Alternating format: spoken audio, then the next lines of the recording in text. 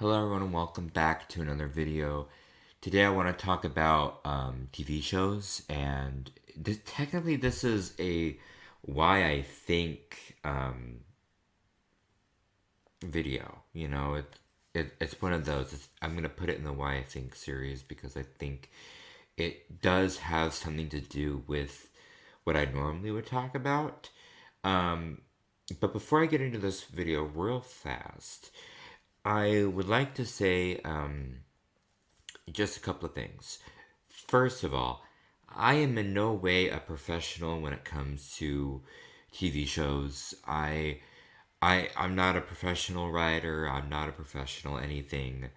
I just like talking about TV shows, and these are just my opinions. And you can take them or you can leave them, whatever. It doesn't matter. It's just these are just opinions on how I feel about certain things, and you don't have to agree with them, and you don't have to disagree with them. It's up to you. You can make your own opinions about what I talk about. But I feel passionate about TV shows, and I feel like since I've been getting into writing behind the scenes, that I kind of like know more about shows now. I know more about a lot of what goes on behind the scenes. Again, I'm not a professional, but I kind of get a feel of what it's like behind the scenes. And so today's subject is about reboots, and reboots are a very controversial subject because nobody. I mean, okay, there's gonna be a lot of examples in this video, but not.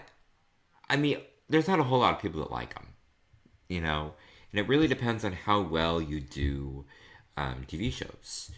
The idea on like how I got this idea is I got it from the news service called Paramount Plus, and a lot of their library is a lot of reboots and revivals and just a bunch of like things from the past that are brought into the future. And I think there's some new content also sprinkled into their platform, but pretty much it's like nostalgia lane, pretty much. And I was originally going to talk about the Criminal Minds reboot that's currently in the works. That was going to be like a separate video, but I feel like I should talk about that now. And also talk about some other reboots that are currently in the works. But first, I want to talk about the fact that there is a difference between a reboot and a revival. Okay, there's a difference. I need to get that out there and say that there is a huge difference. A reboot is something where it's like, okay, they take the idea of the show, right? And they reboot it and they make it something new and fresh. But pretty much it's like its own little new story with a few tiebacks to previous seasons and stuff and to previous characters that are no longer a part of the show, or maybe they are a part of the show or something. I don't know.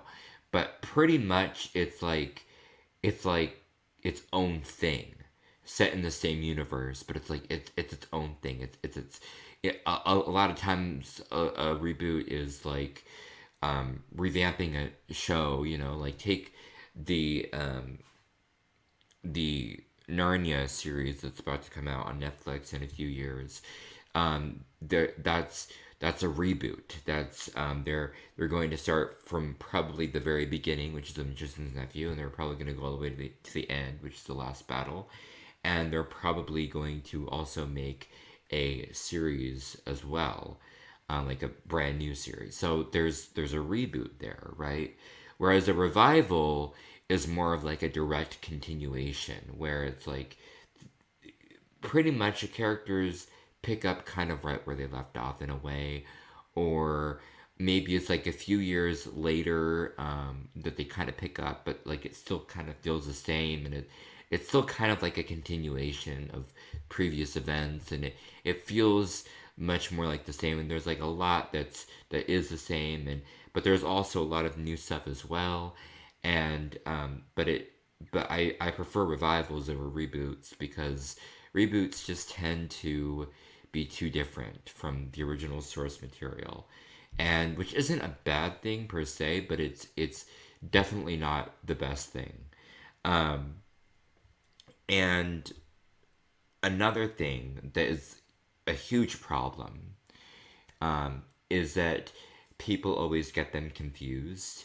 And so I just thought maybe I would get on here and talk about how there is a difference, and that whenever somebody says reboot, that means that they're rebooting the franchise, maybe restarting it, or maybe adding something new on. But it's most likely there's going to be a lot of new stuff there. And it's going to be kind of harder to connect with like the older characters and stuff, and it might be harder for you to adjust to the newer surrounding areas and stuff, and like the new sets and everything. A revival is so much better because it stays within that comfort zone that the audience is used to, while also giving us something new, while also connecting it to the same universe in a way that is really thoughtful. And but you know, that's what you would think, right? That's what you think. A lot of a lot of shows don't do a good job when, especially nowadays, they don't do a good job of coming back from where they were. And they just don't have the same amount of emotion, the same amount of tenseness, and they're not as good as they once were. Now this is a very controversial statement, so bear with me. You could disagree with me all you want, but this is where I say that this is controversial, so you might want to skip past this. But the Roseanne revival was a good example of how to do a revival.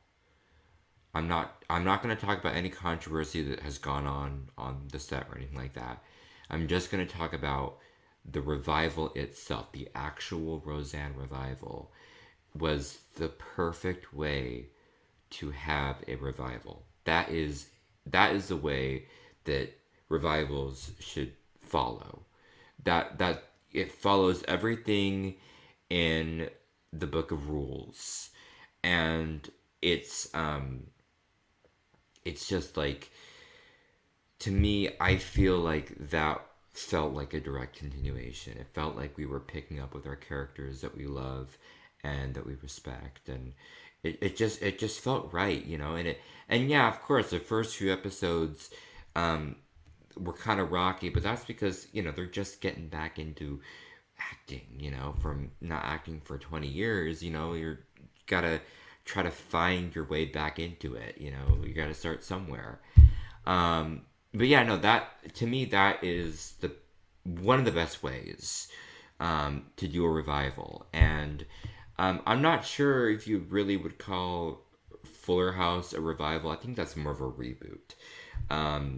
You see, it has some revival elements to it, but it's mainly a reboot of Full House, and that's kind of what it is. It kind of takes its own direction, and I'm not gonna lie, Fuller House kind of lost me in a lot of different ways, and I don't know. I just kind of lost interest in the show, and it was kind of hard to follow at times.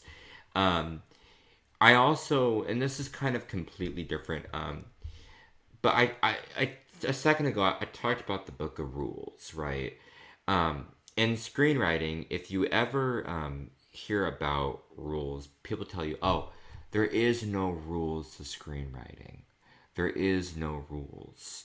You just do whatever you want to do. It's your mind is the limitation," or and they go on and on and on about how, oh, there's no limitations, and oh, look at this, look at that. And there is. And a lot of it has to do with the fact that there's formatting that has to be done. So you can't say that there isn't any rules that you have to follow, because there actually is rules to follow. And a lot of that has to do with writing, and it's so the director knows how to direct the actors, and so the actors know what they're doing, and so there's not any miscommunication behind the scenes, and it, to me, that makes the most amount of sense. Probably not, that's probably not what actually goes on, but it's just something that I think makes the most amount of sense, so I'm just gonna go with it. um and people always ask the question of, when should we draw the line in the sand for reboots and revivals? Like, when is it okay to say, okay, enough is enough? I'm ready to see new content. As far as I would be concerned, if I was you guys, I would be expanding your voice. I would be trying to get your voice out there, because I love the idea of having new content. Yes, listen. I love the idea of my favorite shows being rebooted or revived, if it's necessary. That's the thing. Like, a lot of times, a lot of reboots and revivals, they don't really have a necessity. Like, it's not really necessary in ways. And I think a lot of other people feel that way too. Is that it's not really like the best, when it comes to um, being necessary, and you know you, at times we feel like there has to be some type of way of trying to, what's the word I'm looking for, of trying to make it so it has a purpose. I would love new content. I'd love to see some new shows. And that's also why I'm okay with legacies, is because it's something new. It may not be completely new, but you got to give it credit. Like, it's doing something different. And honestly, I got to applaud it for that, you got to give credit where it's due. Um, there is some really great shows out there. One show which I was debating on talking about this, because it's kind of like, it's a show on Stars. Let's just put it that way. It's kind of not safe for YouTube. Like, I don't feel safe talking about it on YouTube, because I don't know how YouTube will really react. But I'm just gonna say the name and what I think about it. Um, Hightown.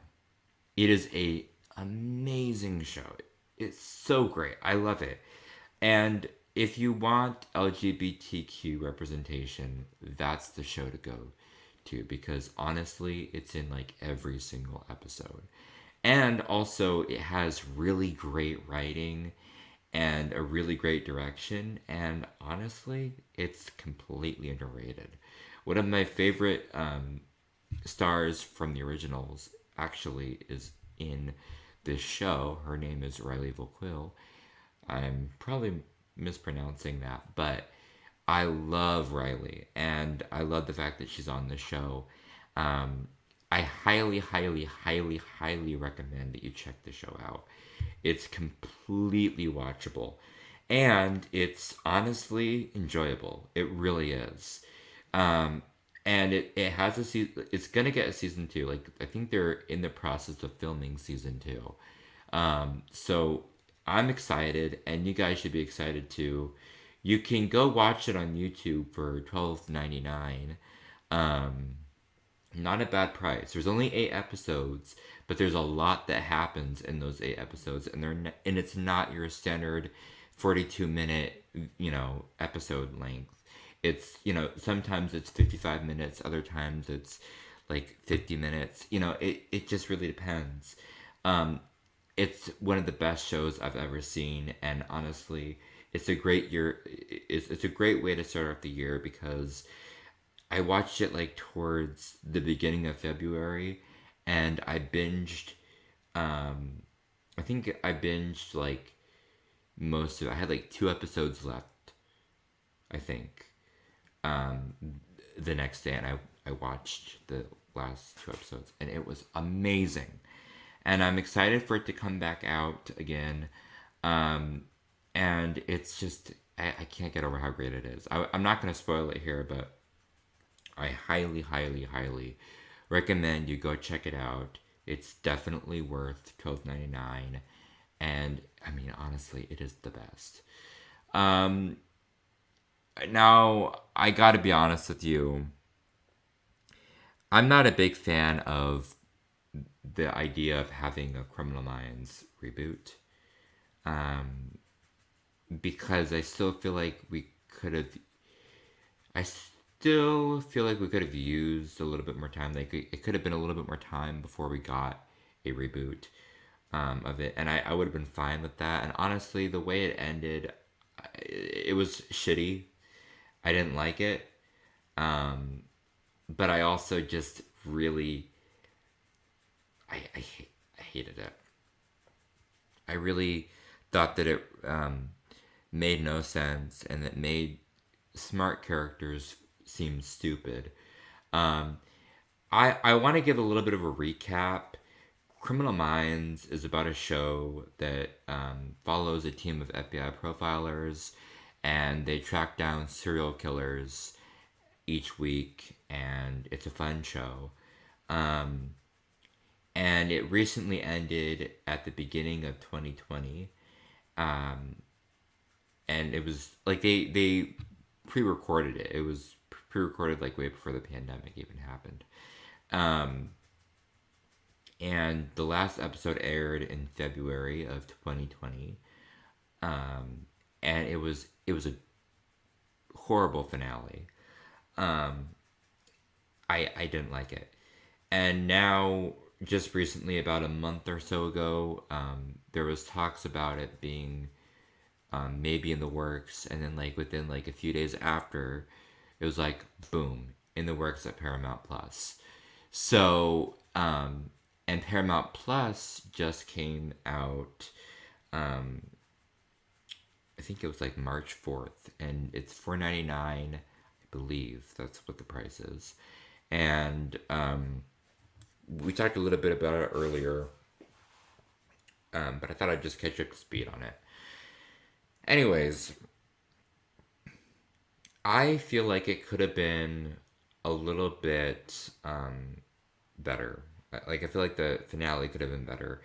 It didn't feel like a good enough series finale, and honestly, it just didn't feel great. And if you guys want to see all of my reactions, well, sorry, more like reviews to the Criminal Minds, you know, final season, I will link it down below. I'll link the playlist down below for you, and you can go check that out. Anyways, I hope you enjoyed this video. If you did, thank you, and I will see you guys in the next one. Goodbye.